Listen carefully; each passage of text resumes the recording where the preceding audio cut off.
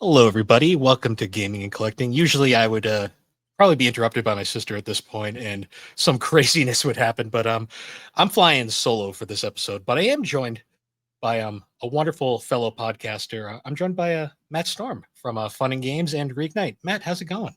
Good. How are you? I'm so excited to be here on the infamous or famous gaming and collecting podcast, which is actually the first of your podcasts I heard of. Well, also because 3DO hasn't been around as long, but like I remember hearing this first, and I think it's through Dave Jackson's Discord that I listened to a few episodes. Went, oh, this is pretty awesome, and got to chatting with you. And so I'm excited to now be officially on the show. It's exciting. It's actually kind of crazy. I think our first interaction that I really remember was actually, if you remember the old co-op server that's sadly Yes. defunct these days. Yeah. Um, I believe we were actually partnered up during the Secret Santa because I had sent That's over right. the Nornery games, I believe. That's right. I do. Yeah. The reason I own the Nonary games is because of you. That's correct. Yeah. Yeah. I still post in that server, but it just doesn't seem as active anymore. But yeah, man, I had forgotten about that. Yeah. I still need to play the Nonary games. I finally downloaded 999 through totally legal means onto my 3DS. And so I do plan to play it. I think Jeff finally played it very recently and loved it. So Nice. definitely interested. I love those games. Like I played half of Danganronpa and fell off just because I got distracted by other games. Like I like visual novels. I like mysteries. I mean, there's too many video games. And so I just get distracted and then never go back. I hear you there.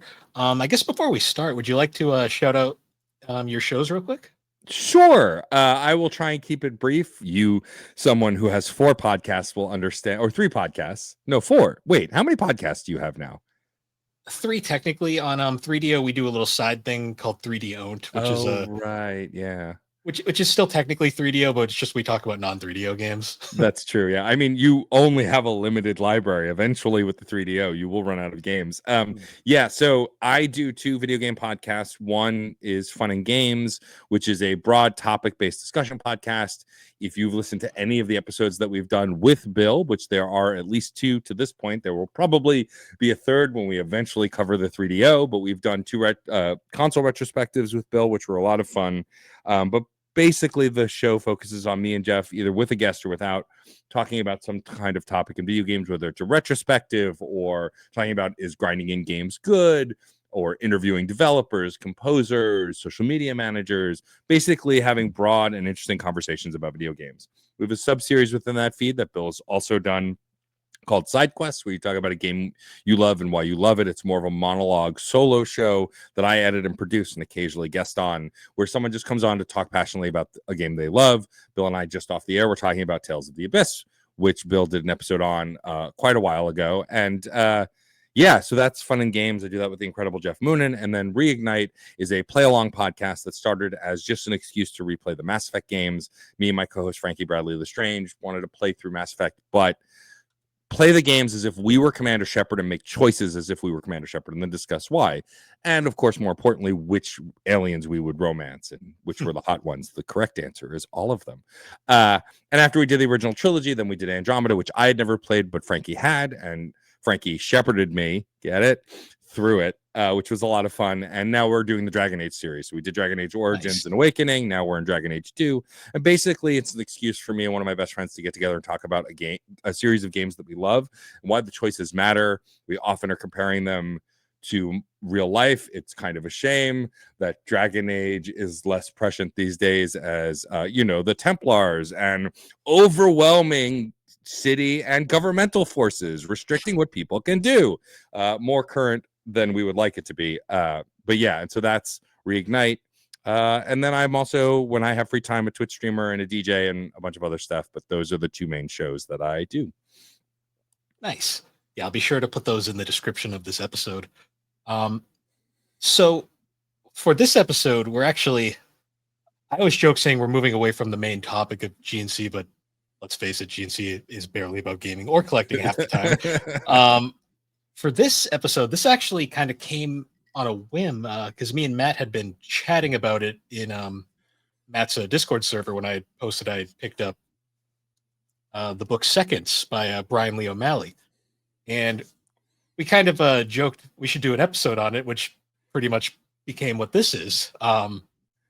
So I guess to start, obviously I know this book is primarily known for being by Bryan Lee O'Malley, and I know you are a huge Scott Pilgrim fan. I was curious, like, how did you get into like Bryan Lee O'Malley's work? So it's funny. I took a very backwards route than a lot of folks who have loved Brian's work. When the Scott Pilgrim movie came out, I had known nothing about it. It was starring Michael Cera, who I liked. I liked a lot of the cast members, like Mary Elizabeth Winstead, Chris Evans, Brandon Routh. And so I was like, oh, this looks fun. And like the unfortunate truth about that movie and why it didn't do well until like after it was like on DVD and stuff is because the trailers for it were so terrible. Like they barely showcase what the movie is really about. But I was curious enough because I like Michael Cera that I was like, oh, I'll go check it out. It seems fun. And then ended up becoming absolutely obsessed with the film. I loved it. I became obsessed with Edgar Wright, who I'd known for Shaun of the Dead, but hadn't made that connection. And then went back and watched his other films. I'm now a giant Edgar Wright fan. And so I really love that movie. And so after seeing it like the second time in theaters, I went, all right, I've got to read the comic. And so I went to the local bookstore in my mall in Staten Island when I was still living there and like just immediately wanted to buy all the volumes. They only had the first two, so I bought them. And then I went back like a week later. They only had 3, 5, and 6. And so I bought those. But then when I hit 4, I couldn't read it because I didn't have it. And so, yeah, I ended up becoming obsessed with Brian's work and Scott Pilgrim because of the movie. Loved the comics. Loved the video game that came out at that time as well, which is now also re-released. There's a new video game on the horizon, which is really exciting with new like authorship by Bryan Lee O'Malley, a new story written by them. And so, yeah, I just kind of became obsessed since then. And then, yeah, when you posted that you picked up a copy of Seconds, I had gotten I do a book swap with a bunch of friends every year, and everyone just brings a bunch of books, puts them on our friend's bed. We all like sift through them, and then whatever doesn't get taken back gets like donated to like a book charity or a library or whatever. And I saw this and went, oh, Bryan Lee O'Malley has another book. Because this Seconds came out after Scott Pilgrim, and I was like, oh, I didn't even know this existed. So I just picked it up sight unseen without even reading the blurb on the back. Like it didn't matter what it was about. I took it from that book swap. And so I've had it since. And so when you posted that photo online about acquiring a copy, I went, oh, I have that book. Wouldn't it be fun if we did a podcast about it? Which is, famous last words, because now here we are. It's actually kind of similar for me because not the movie, but I actually got into Scott Pilgrim 100% just because I saw the video game and I was like, that looks really cool. Back in the early days, I think when it first came out on PSN way back when, and that game is like really addictingly fun, even though it's brutally hard if you don't know what you're doing at first. But I remember after I played through the game, I was like, what is this even based off of? And I, of course, discovered, oh, it's a comic series. And I was a casual comics fan by that point. I had fallen off of DC because DC was in the New 52 by that point, and I lost interest in all that stuff. Plus, I was a high school kid at the time, and I could barely afford anything. But I went to our local comic chain, Newbury Comics, and I had they had similarly the first 2 volumes, so I grabbed those, the original black and white prints, and ended up reading through all of them. Like I think volume 4 is still my favorite to this day. Same. And then of course when the color versions came out, I had to have those because I had to see it in color. My favorite part is the joke where they make the joke about Ramona's hair, if that's her natural hair color. And I'm like, this joke doesn't work in color anymore. But I remember all of that, and I always remember around that point was 2014 when Seconds came out. I remember seeing Seconds on the shelf all the time. I was always kind of like, oh, he did another book. And I kind of like was curious, but I never had picked it up until I had watched a year ago. I'd seen it was like it was a YouTube series talking about comic art. And they showcased a spread from Seconds. And I was like, oh, right, that book. And I was like, kind of like the spread like really intrigued me because I'll show it later in the episode when we get to it. But there is some very interesting page layouts in this book. And that one intrigued me enough that I was like, I really got to sit down and read that. So of course, go on Amazon. I'm like, oh, it's on sale. Nice. Oh, and Lost in Sea's on sale too. So I just grabbed both of those. Amazing. Still gonna read Lost in Sea at some point, but I finally sat down and read it, and it's good. It is a very good book. Yeah, I loved it. I mean, I'm not surprised. I really like Bryan's writing a lot. It's why I think I gravitated towards Scott Pilgrim. And I was like, within several pages, I was hooked. And I'm someone who struggles to read. I'm sure some form of undiagnosed ADHD or whatever, but like, I have trouble focusing on the page. I prefer audiobooks. And with comics, even though it's a lot less words, I still feel that kind of mind wandering. But whenever I read Bryan's stuff, whether it's Scott Pilgrim, which I can devour like all 6 volumes in a day, this book, like I read it over 2 days, but it was like one night and then the next day, like it wasn't even full 24 hours.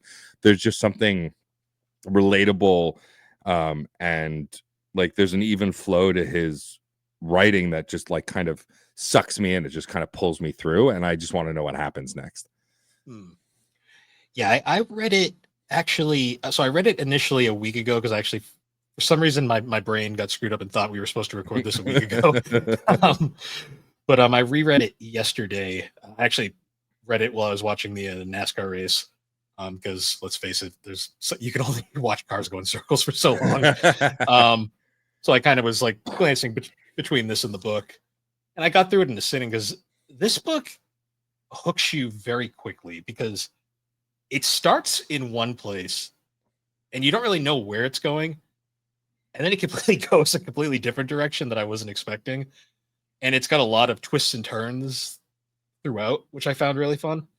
Yeah, it's a compelling story that like it has a cold open that a lot of these kind of in media res books where someone has an existing life. I mean, Scott Pilgrim starts a very similar way, right? Like Scott's at practice and they're talking about his new girlfriend, and like you don't have any of the context yet. You just have what's there. And this starts the same way, right? It starts in Katie's bedroom. We see Liz, though we don't know Liz's name at that time, for the first time, the dresser, and you're just like, wait, what's happening? And then we're like convinced it's, oh, she was having a dream, a nightmare. What I like about this book versus Scott Pilgrim is it does a conceit. Scott Pilgrim has a narrator, but the narrator doesn't interact a ton with the characters. In the TV show on Netflix and in the movie, there's more of that. It's more of like an omnipresent voice.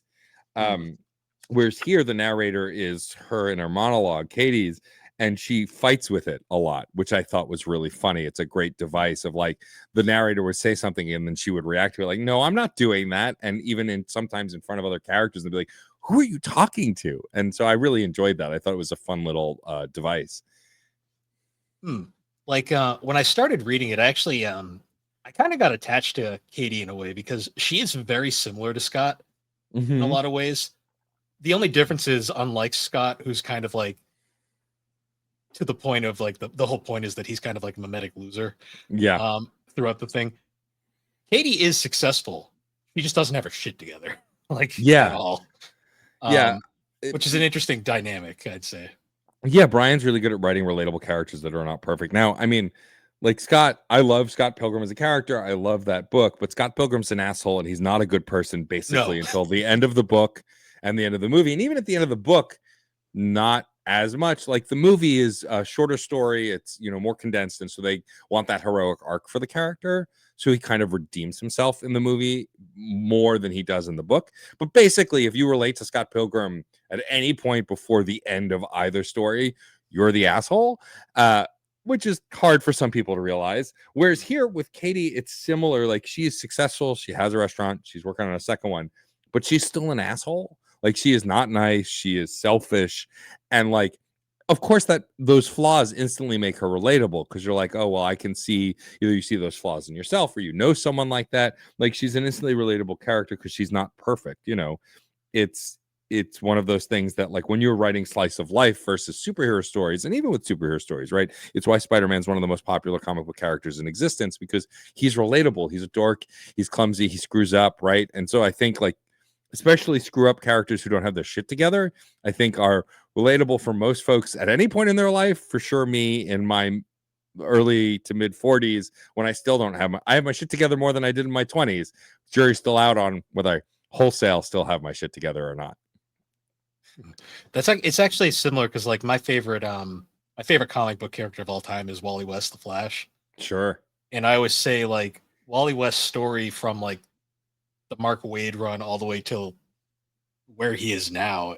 It's very interesting seeing him go from kind of a, I mean, let's face it, when Wally West first starts out as the Flash, he is an asshole. Yeah.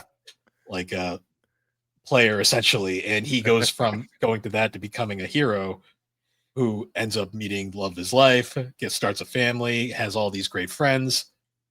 DC had to ruin it for a couple of years, but now he's back. And he's currently like living his best life, and he's the one of still my favorite characters of all time. Yeah. But it was fun seeing him go from that progression and truly developing, which is something that I think Bryan does very well in these books.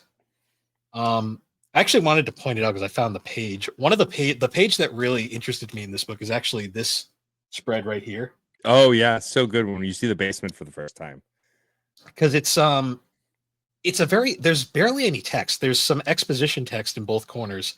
And then you basically the way you interpret it is basically you just kind of you decide how you want to interpret it. You basically look and see all the different things going on and all the different how much life there is in this tiny world, in all honesty. Yeah, it's something that Bryan's done in both of his books that I've read, because Scott Pilgrim also has those 2-page spreads that are either just like a really epic scene or it's trying to showcase a space. Like I think of the shot, I believe the shot of the first time you see Wallace in Scott's apartment is a 2-page spread. And like in the movie, it shows all the things that Wallace owns and then like the one thing Scott owns. Yeah.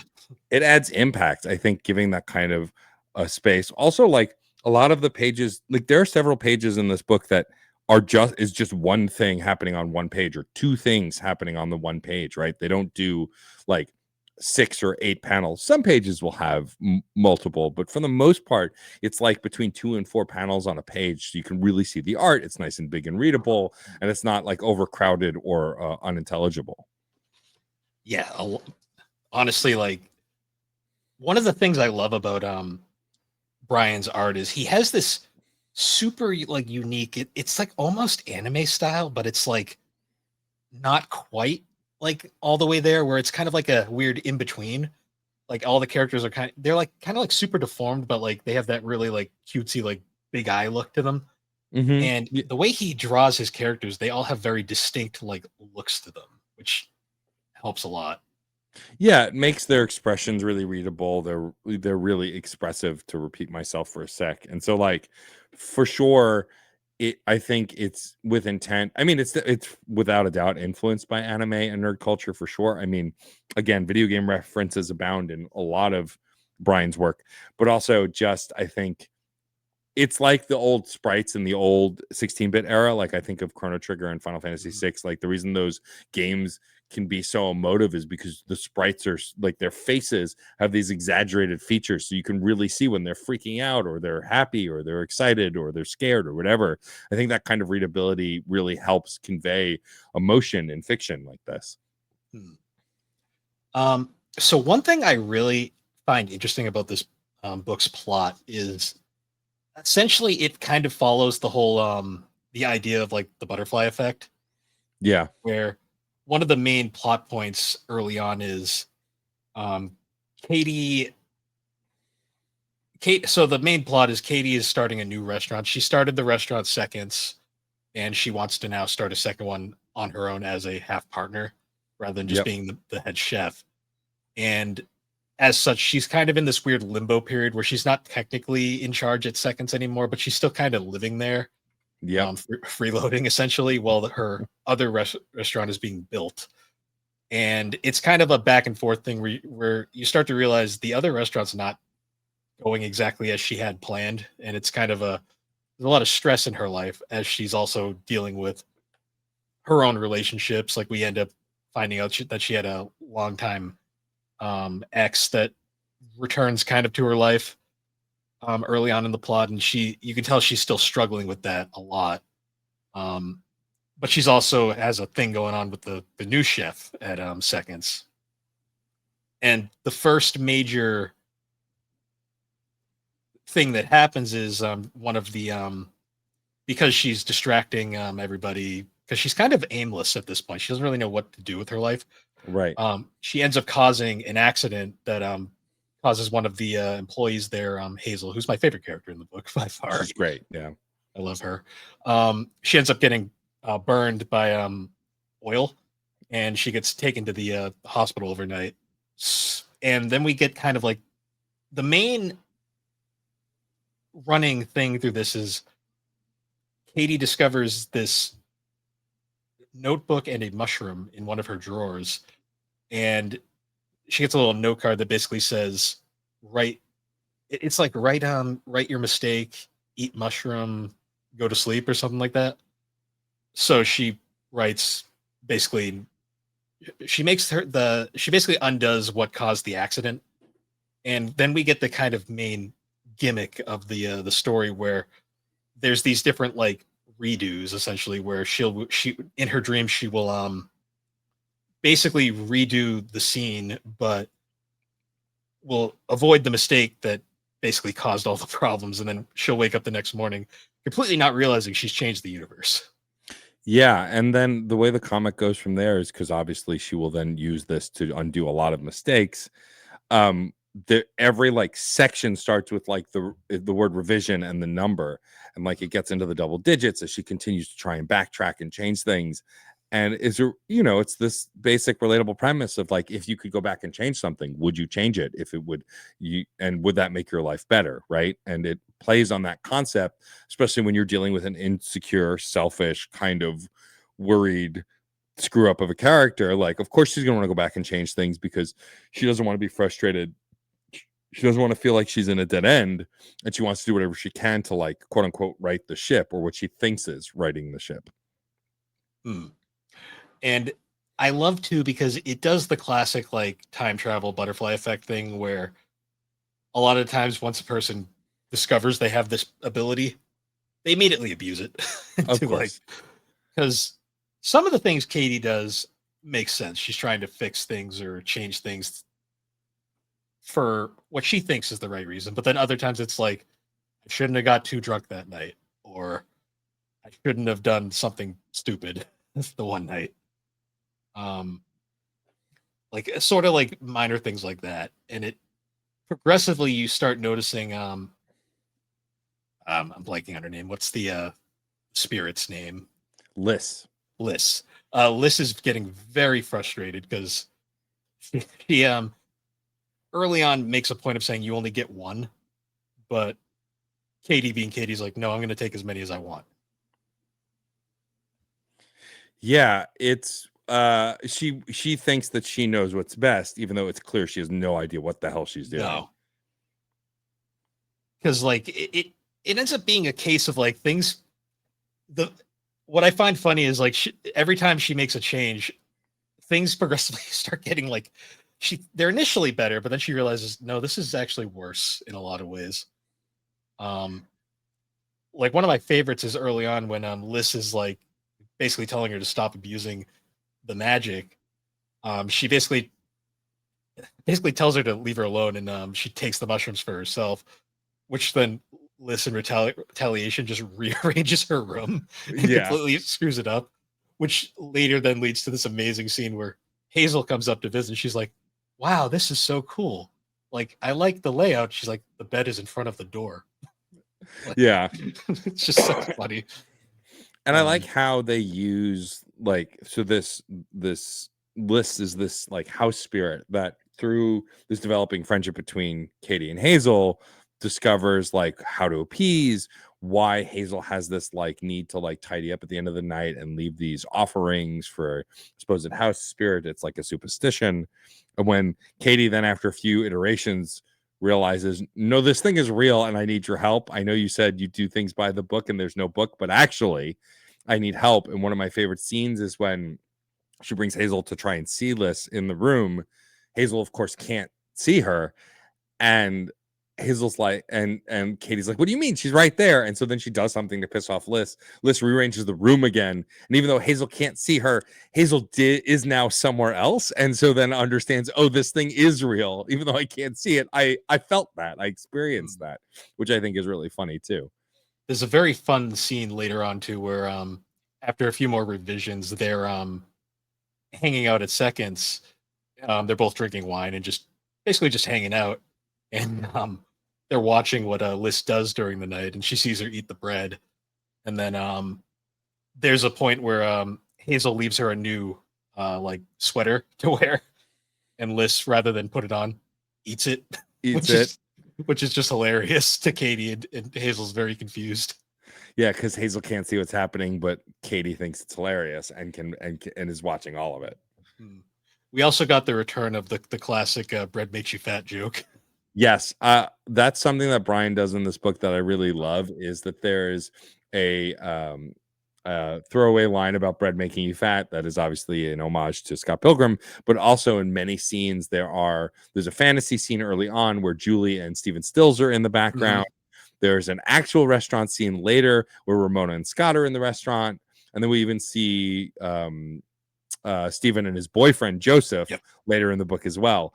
And I just love that he put these characters in as cameos. There's no interaction. It suggests that they exist in the same world, but they probably don't. It's just more, I can draw these characters and I know you know these characters, and so I want to put them in. Like when Julie and Stephen were in the fantasy, I'm like, oh, this makes sense. She's like dreaming or like fantasizing. So like it's not real. They're just random people. But like later on when things are going to shit, like really going to shit, Scott and Ramona are in the restaurant, but also this book gets timey-wimey and multiversey, and so it could actually be them. We don't know, right? Like because of where the narrative goes, could be them, couldn't be. But for me, it's just a fun cameo from characters that I love from a different book. I legit, my first reading, did not notice Scott and Ramona, and then the second reading, I was like, wait a minute. I saw them right away. One little thing too I noticed during the bread makes you fat joke. If you look really closely on the bottom of the page, Bryan actually wrote in parentheses, sorry, right below it, which I didn't notice at first. And I looked again, like, wait a minute. Like he's acknowledging it at this point. Yeah, that's really funny. His writing has little subtleties in it that I just love.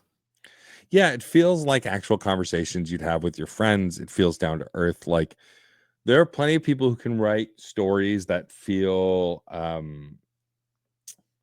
like average. I guess what I mean is like slice of life, and like sometimes it works, sometimes it doesn't, and like there are slice of life moments in superhero comics that sometimes feel authentic and sometimes don't.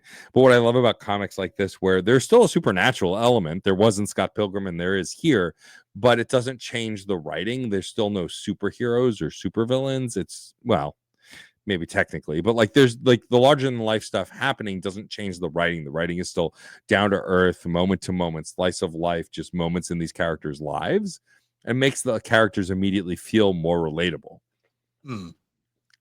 Another thing too with this book is, so I believe this was his first book to be done entirely in color the first time around. Yes, because I know Scott Pilgrim later got the color versions, and then I believe Lost in Sea is also now in color. I think the version I have is a color version as well.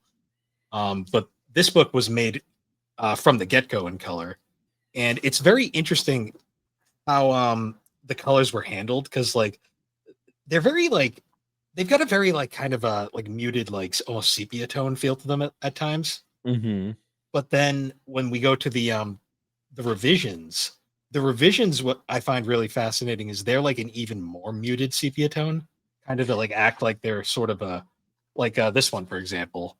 It's like almost it kind of to symbolize it's kind of a like a dream sequence that's actually reality. Well, it's also got that red hue because a lot of this stems from a red tree that we see early on in the book and the red dresser, which I didn't make that connection. That's very obvious until way later in the book.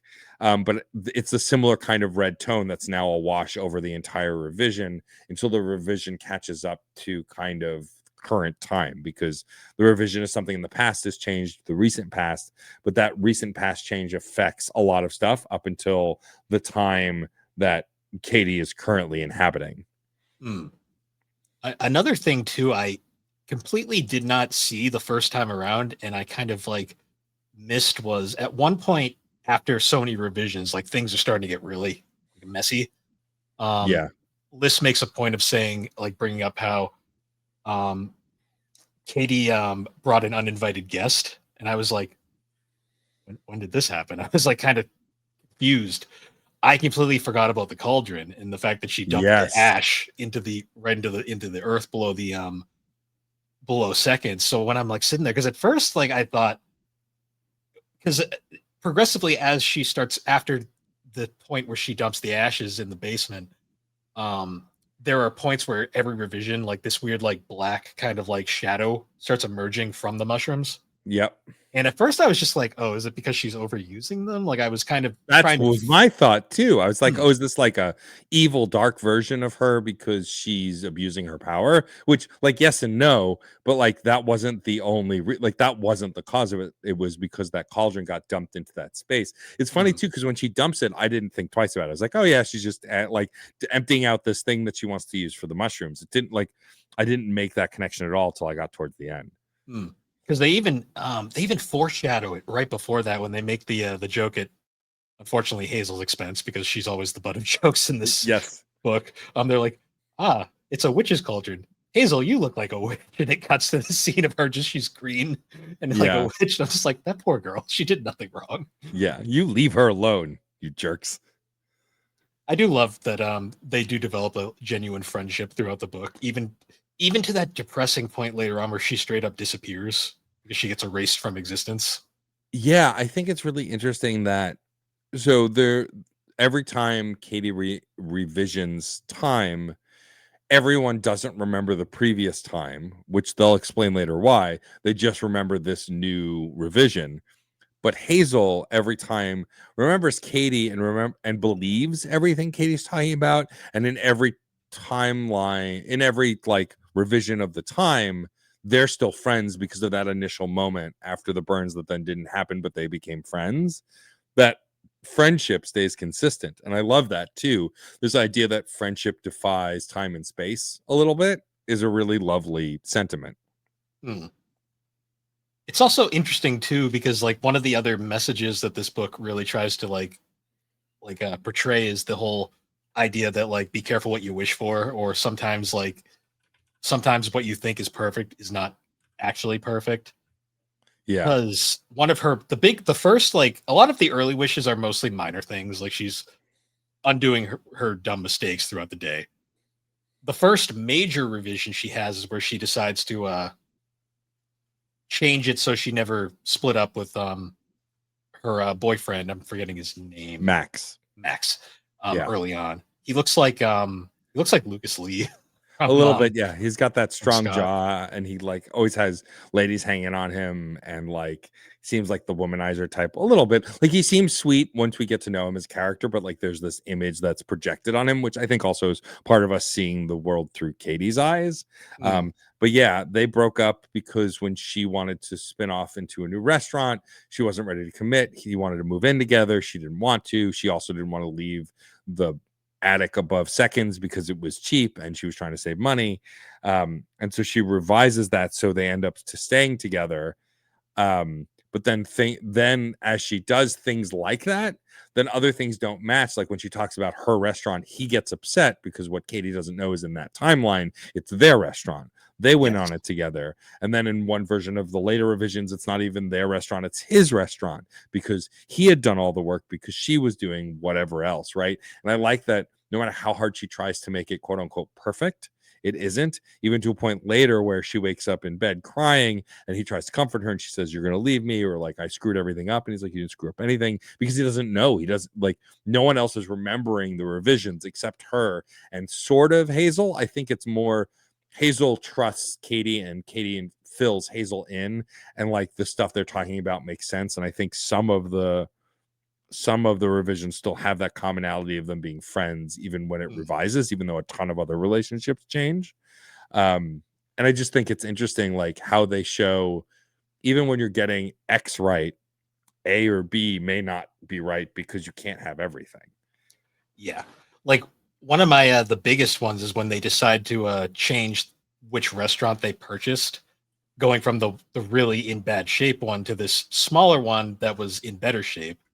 Um, and when she sees this one that's almost completed, she's actually disappointed because it's nothing like what she wanted, which makes sense because it wasn't what she wanted.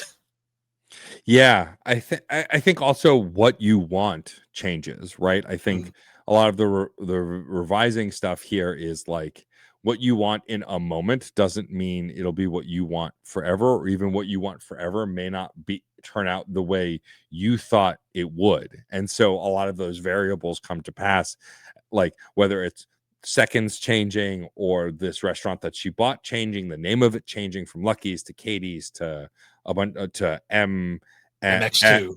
yeah, MX2, like all of that Oh no, stuff. no, MK2, MK2, right? MK2, Which is MK2. probably a Mortal Kombat 2 reference, also, if I had to guess. Um, and like all of those things, it's like no matter what she does to try and be happy, something goes wrong because you can't. There's no such thing as perfection. I do love the scene where they're going over the new name, and Max is trying so hard to like convince her. Where he's like, "See, get it, MK2. It's Max and Katie 2, the second restaurant." And I'm just like, that's something I would like try to convince someone with. In all honesty, Right. Yeah. It was really cheesy, but well written, right? Like that. Like if you ever had to convince a close friend or a partner about something and they're just looking at you skeptically the whole time. yeah, it's just like it's really cute, but also like kind of cringy in that like part, and like that kind of like charming way. Yeah, totally. Um, so what were your thoughts on like towards like the later revisions before things go completely to shit? Um, things start getting just like weird. Like there's points where there's just skeletons walking around second, which I think was supposed to be a pun on the whole skeletons in your closet kind of thing. Probably, yeah. Yeah, what ends up happening is like things would get really strange, but only to Katie. Everyone else, that's just how it's always been. Like when there's skeletons working in the restaurant, Katie ends up talking to what was his name? Chef Andrew, who is like her replacement in seconds and someone she was having like fooling around with early in the comic. He's just like, what? They're skeletons. What's your problem? Like, they're working here. You're in the way. Get out. Right. Like, she's trying to freak out about this thing that makes no sense. And everyone else is like, no, this is how it's always been. What are you talking about? Go away. Like, leave us alone. Which is funny too, because then later on she talks to the owner of Seconds, and she's like, "What's up with all the skeletons?" He's like, "Well, you're the one that hired them." And it's like, that's the thing that they kind of always remind you is that when she revises history, she's missing that information Hmm. because it happens before she's there. And we'll talk about it in a minute, but like there's a reason for that. But at that moment, you're just assuming, oh, because she changed history. Technically, she experienced it, but because she wasn't conscious of it, she doesn't know what happened. Yeah, because she makes that really sad like remark towards the revision before everything gets really bad, where she kind of has everything she wanted, but it's not what she wanted at the same time. Where she basically says, "I have this perfect life, but I don't remember any of it," Yeah. which is really sad when you think about it. It's heartbreaking. Yeah. Like she has everything she's ever wanted, but she doesn't remember how she got any of it. And so it Mhm. just is. And it makes like it's this idea that even if you could have everything you wanted tomorrow, if you didn't do the work to get it, is it really worth it? Right. Like if I could be a famous podcaster with, $30 million and whatever else, but I don't know how I got there or those connections I made or whatever those friendships are at that level, like not it's the cliche line of like it's the journey not the destination. It's really true, right? Like sure you want to be in this place and you want to get there, but like getting there is part of it. Mm, no, 100%. Um, so we've been alluding to the whole reasoning on why she can't remember. It's actually really kind of an interesting reveal when they get to it. Yeah, we keep seeing this image of a tree with and at one point when we get a closer look at it, it's like basically meant to look like a kind of like a tree of life multiverse kind of thing. And there are little seconds on each branch, like these different versions of seconds. And what Mm, Katie comes to find out when she gets shunted into like this in between space is that she is traveling to different universes and taking over Katie's position in that place. And in the wake of that, leaving other Katie's behind in the fallout when she leaves with the same kind of lack of context. And so the reason she couldn't remember how she got to that place is because she was basically jumping into the place of a Katie who was already there, doing that work, living that life. And it becomes this, she's not changing time in a time travel sort of way, but she's jumping to a different timeline in a multiverse kind of way, which is pretty brilliant. It's actually an interesting like twist on the whole idea of time travel, because time travel is one of those things that's really hard to do properly in any form of media, because depending on what your interpretation of time travel is, it becomes a confusing mess really quick. Yeah, for sure. I like this idea because this essentially is saying it's not actually time travel. She's just universe hopping, essentially. Yeah.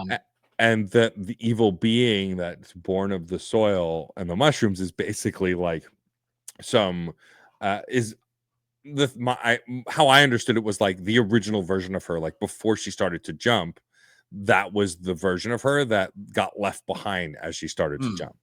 That was kind of my interpretation too, because at first when you see it begin to take form, it does look like a shadowy version of Katie, and I'm like, okay, so with this, I see we're going. At first, I thought it was kind of like her like darker side, kind of personifying, but then it kind of just the way the story goes. I'm like, no, that probably isn't it, because that just wouldn't make sense for this story. But then we find out it's this like demon creature, and I was like, oh, this went in a direction I wasn't expecting. Yeah, and she basically shares that like as you do this, you just abandon these other versions of yourself to live with the mess you've made because you've gone elsewhere, and that every one of these versions is a different version of her. And like this shadow creature is basically kind of like an amalgamation of those Katies left behind in the wake of her like timeline hopping. I do. One of the scenes that was like super striking to me was there's the scene where one of the times she wakes up after a jump, it's completely just her apartment is just completely like desolate, and she looks out the window, and it's just like this completely like disturbing image of just like giant skeletons walking around. It's like what is going on here? And it immediately cuts back to reality, and I was like, that was strange. Like, yeah, showing that it wasn't just like these realistic things, but like what she was doing was also having these far-reaching supernatural consequences too. no, 100%. So towards the once she finally makes that realization of like what she's done, she does eventually confront the shadow after like basically everything she cares about has been destroyed, because the final world she's in by that point is basically everything's just destroyed. All her friends have disappeared, and it's just her and this shadowy creature. And she basically has it's almost like a Persona 4 I am me, like I accept my inner shadow kind of moment, where she basically finally accepts her mistakes, and the shadow then just becomes a gothic version of her, which I thought was kind of funny. Yeah, and of course you compared this to Persona 4. It was bound to happen. I mean, I can't help it sometimes, especially when it's like right there. But she basically finally comes to that realization where she's like, all right, understand I've made a huge mistake. And she tells the shadow, she builds a fire she basically brings the shadow back to Lucky's, and builds a fire and basically says, all right, I'm going to fix things, which is another interesting detail where every time she jumps, I noticed that like the area where Lucky's is gets progressively more and more decrepit. Yeah. And then eventually I think in one of the revisions she ends up going with like the one where it was her and Max's restaurant. It's not even where Lucky's was. It was that other storefront that she was lamenting not buying in like a nicer neighborhood or whatever. And so like, yeah, it seems like no matter what she did to try and make quote unquote things better, the things she truly wanted kept getting worse, kept getting further away. I always kind of took it too as like, because she took the cauldron out of Lucky's, she took the spirit out of the building. Right. And because the spirit's gone, the building is just progressively getting worse and worse within each revision as its spirit is gone, which I thought was an interesting metaphor because because the shadow represents her in a way, it's almost like she was the spirit of that building. Right. As if like her buying it and wanting to revise it and like her love of cooking and wanting another restaurant is what like created the spirit there, gave it life and like revitalized it almost. Mm. Now that's basically like kind of like where I thought it was going. And I did find it too very interesting. Like there's like that very blink it or miss it moment where when she's trying to hide the mushrooms from Liz, she has them in her car, and during like one of the revisions, like a bump happens and they all spill, but she forgets to pick up the one that's in there. Yeah. Which at first I thought was like, oh, that's an odd line that I kind of just immediately forgot about, not thinking about it. And then later on, when all the mushrooms are gone, it's like, well, how's she gonna get out of this? And then I'm like, oh right, there's the one mushroom still in the car. Yeah. And I thought it was like very fitting that the big resolution is she gives that final mushroom back to Liz as an apology. Yep. And then when the timelines kind of right themselves, she wakes up.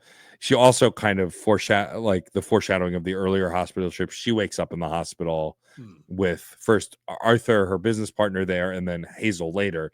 And like at the beginning of the comic, she's rushing Hazel to the hospital to take care of her, and now Hazel at the end of the comic is taking care of her, which Hmm. is a nice like full circle moment. I did love the line too where Katie's like, so why are you here? And she's like, because we're friends. Like, which was just a very sweet, like, kind of thing. Because early on, she was kind of like, because early in the story, like when she first encounters Hazel, she literally has no idea who she is. Yeah. Or she's like, thanks. Her like, my name's Hazel. She's like, right, you. Um, and then later on, now it's implied that they're friends, which is just such a nice like full circle thing. Yeah, it kind of shows the endurance of friendships and why they're important, right? This Hmm. person that she didn't care to know, there was an accident which brought them closer together, and then it endured throughout the mess of everything else that was happening. Hmm. It is a recurring thing too, because like early on, like she goes when she sees Hazel's not at the hospital during the first revision, she goes to Hazel's house Yeah, and talks to her grandmother, I think, or maybe her yeah, mother. And she's like, goes to say, Hazel, one of your friends here. She's like, oh, we're not friends. And I'm just like that didn't seem necessary, but okay. But then by the end, they are truly friends, which is a very nice touch on everything. yeah, Um, one of my favorite lines too is like when it's showing the new world that they've established. Like we see uh the name of the other chef is Matthew, right? I believe it's Andrew, Chef Andrew. Andrew. Yeah, No, your name is Matt. That's um that's correct. It is. um yeah, they show Andrew actually went to pursue his own career that he wanted, which was very nice. Katie had given him a good recommendation, and then we see the other chef is now in charge by default, which I thought was a funny little joke. They also mention one of my favorite cute lines is they show like where all the characters are now, and they show and they're like, and Hazel cut her hair. Katie cried about it for 3 days, Yeah, which I thought that was just a funny line because there's yeah, that earlier scene where she goes, "Did you cut your hair?" And Hazel's like, "No." yeah. She like has it up or whatever, but she's like, Yeah, "Wait, did you cut your hair?" it's just a little funny thing. Um, and then the final payoff is we get to see Lucky's as it is now, where in this perfect timeline where they finally made progress on it. It's actually getting closer to building, Yeah, and it's implied that she ended up making up with Max at one point. yeah, and like it also shows that this quote unquote perfect timeline isn't perfect. It's like it's what it should have been had she not meddled. Um, uh, and that there were ways to those things that she wanted without having to do time travel, time warp shenanigans. Hmm. Yeah, because it's throughout this story, it's heavily implied that her big problem with Max was they didn't communicate, which is a common problem in relationships. Um, And by the end, they imply like they finally did communicate, and that's why they were able to make things work in the end. Which is Yeah, very nice. the thing I hate most in any like relationship drama is when if everything could be solved by the two characters just saying 3 words to each other, but instead they'd rather fight. Like that drives me bonkers because in real life relationships, you fight for sure, but if someone's not hearing you or won't listen, like you try and connect with them, you try and reach out. And what I like about Bryan's writing is for the most part, it's never miscommunication unless the character purposefully isn't communicating. Like Katie here in this book or Scott in Scott Pilgrim, like they are purposely omitting stuff, like say dating someone else while you were still dating another person, or not telling the truth when you're doing timey-wimey shenanigans, right? Like it's never that they just can't talk to each other because they're like, their heart throbs and they're huffing. It's not that. It's literally someone's choosing to be an asshole and a terrible person, and it's literally ruining things, which is, I think, more purposeful. And where a lot of miscommunication happens is like if you're actively doing things to harm a relationship or not being honest or keeping things from people, which can happen, it's showing the consequences of that. Whereas if you were open and communicative and just reach out to the people you care about and share with them what's going on, what you need, where you are, like they'll just want to help. And like every time Katie did do it towards the end, like with Hazel especially, all Hazel wanted to do was help, even not remembering all of the things that Katie's talking about because she's a different Hazel from a different timeline. She still wanted to help because she was a friend. They were friends, and she genuinely wanted to help her friend. I do love too that it showcases like things got better for pretty much every character just by naturally progressing. Like Yeah. they show Hazel's actually friends with her coworkers now, and all they had to do was just talk. Big theme is communication. Yeah, I mean the big theme is don't mess with the timeline, right? Like it's like if you come by it honestly instead of trying, and not even don't mess with the timeline, it's more deception, right? A lot of Katie's timeline jumping shenanigans was deception, right? Like she wanted the easy way out. I don't want to Yes. face the consequences. I just want to take the easy road, and the easy road is never the good road. And so they showed the consequences of that under the veneer of like, what if you were timeline jumping and didn't have to do any of that work? And it turns out that's bad. Yeah. No, it's such a sweet story. Like it has a beginning and an end, and the process of getting there is very all over the place, but it's very satisfying the way it kind of comes around full circle in the end. Yeah, I like that. It feels very different from Scott Pilgrim in the sense that Scott Pilgrim is an ellipses, right? Like in the movie version, they walk off together to try dating. In the comic, we don't even know if they're going to do that. Like it's clear they want to try and be friends, but we don't know. Like I guess in the new video game coming out, we'll have some kind of sense of a sequel. I mean, technically there are answers in the animated show. I don't want to spoil that if folks haven't watched it because that is a whole other can of worms. But like Scott Pilgrim is basically a series of ellipses. Those series get some semblance of resolution, but not in the same way. It's kind of like a start to the next chapter, where this feels like a resolution. I hope this gets to be a movie someday, actually. I think, or an anime, maybe. I think it would be really good. It feels like a very complete story in the way that Scott Pilgrim clearly has left itself open to have sequels. Like it's getting the sequel video game, and it got the sort of sequel, sort of retelling of the anime. And so I like this because this just feels complete. Now, if they made a sequel with a different character or something, like I could see this being an anthology, right? Like seconds could lead to minutes, and maybe minutes is like a law firm or something. Like I could see it like a different business, a different character, the same kind of like maybe timeline jumping things, or a different kind of mechanic to like changing time, right? Like I could see telling this kind of story in an anthology kind of way. But if that never happens and I don't need it to happen, I like that Seconds feels like a very complete story with a resolution. I love the final page too, because it's literally just the dresser, and it's the simple line of "but she never saw another house spirit," and it just ends there. Yeah, It's just a nice. I love a subtle, ambiguous kind of ending like that, where it's like this story's over, but you never know where it could go from here. right. There could always be something else. Yeah. No, I was honestly pleasantly surprised by like this, like the entire way through. Me too. I think that it's it's hard to say I like it better than Scott Pilgrim because they're very different.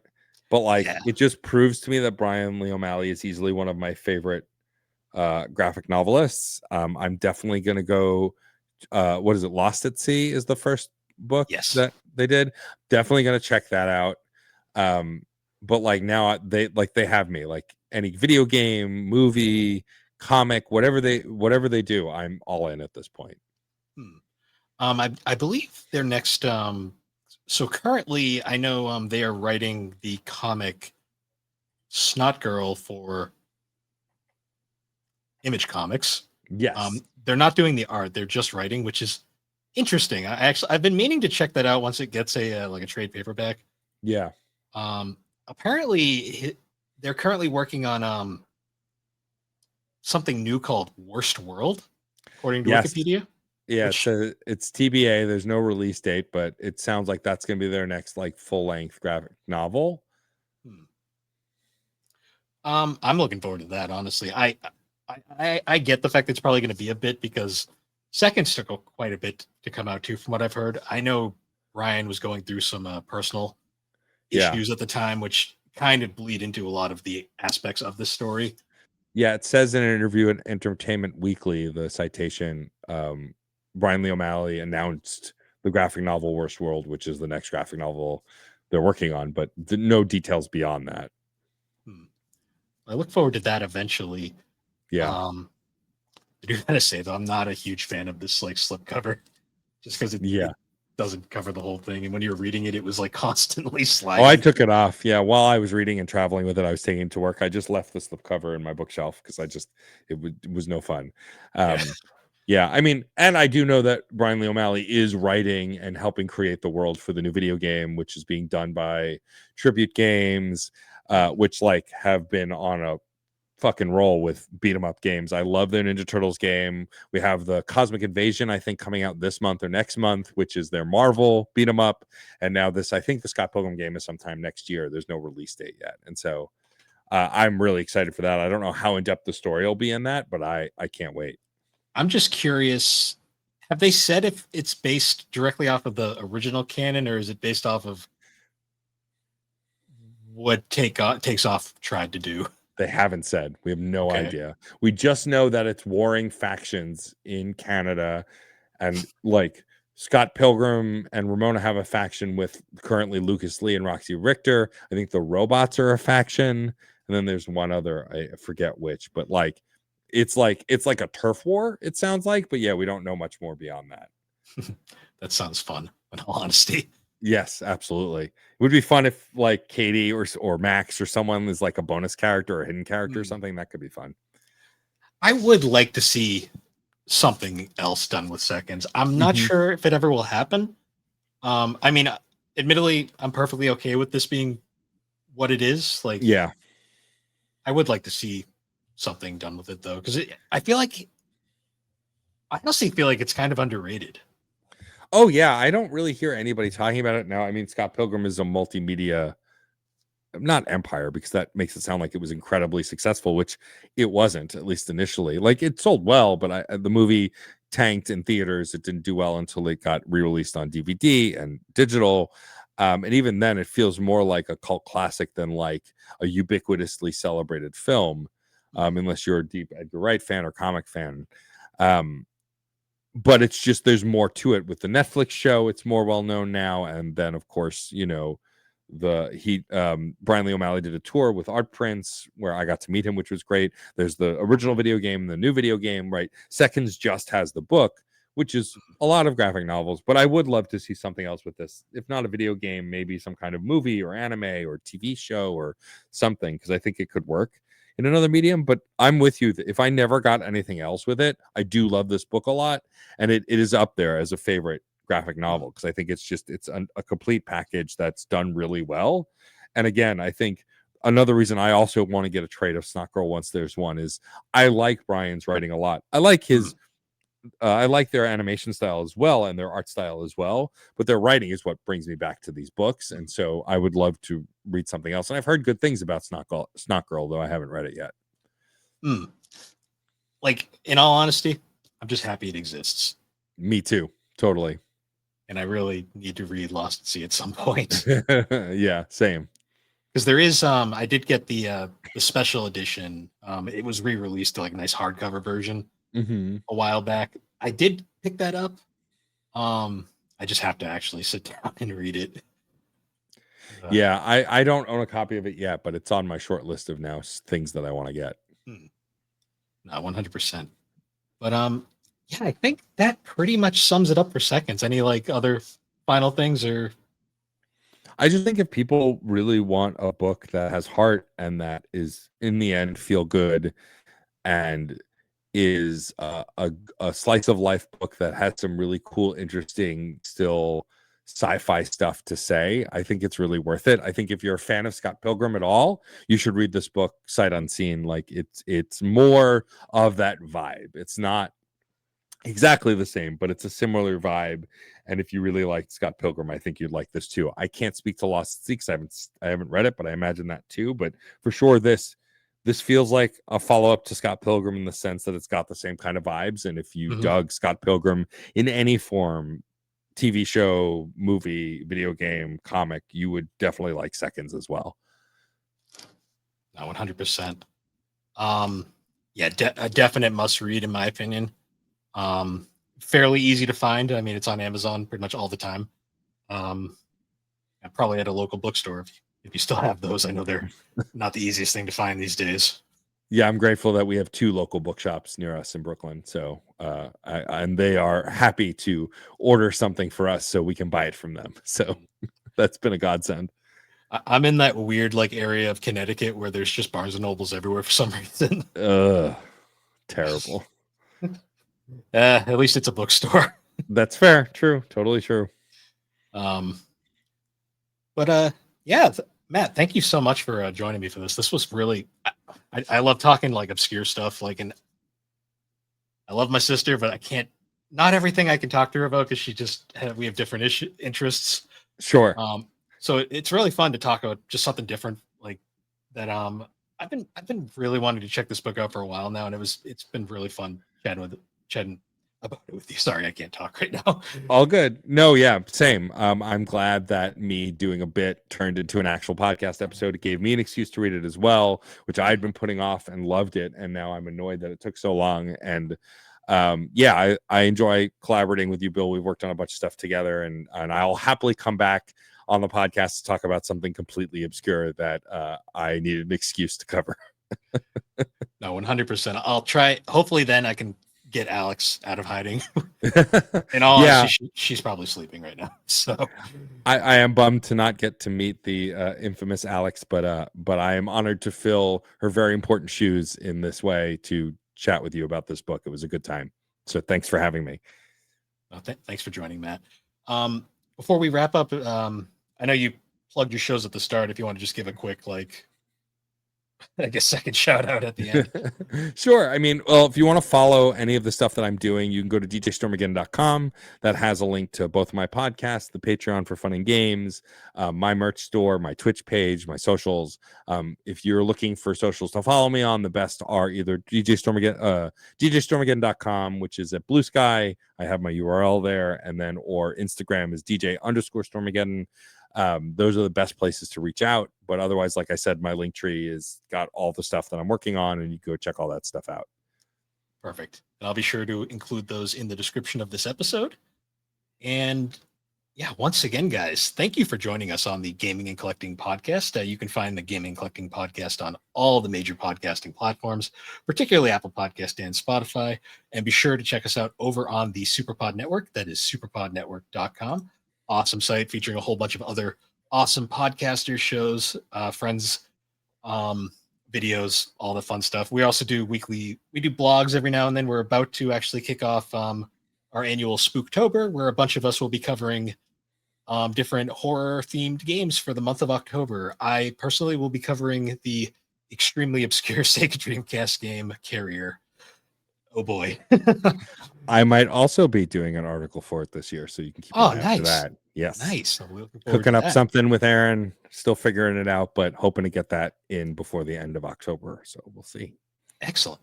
We're looking forward to that. But anyways, guys, once again, thank you for joining us, and we will see you all later.